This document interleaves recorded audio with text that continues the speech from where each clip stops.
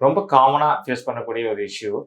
குழந்தைங்களுக்கு சொத்தப்பல் வர்றது. இது ஒரு பல்லுல மட்டும் இல்ல. நெறைய பற்கள்ல அட் எ டைம்ல வந்திருக்கும்.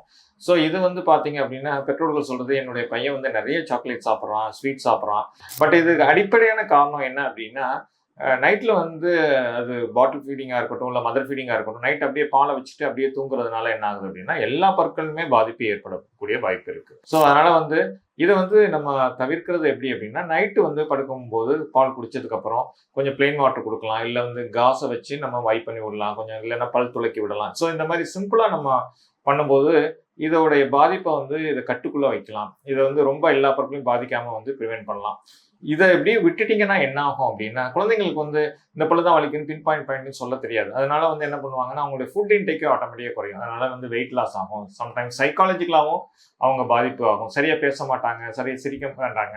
ஸோ அதனால இத அப்படியே அலட்சியப்படுத்தாம, உடனே பல் மருத்துவர் அணுகி இத நீங்க சரி செய்து கொள்ளலாம். நன்றி.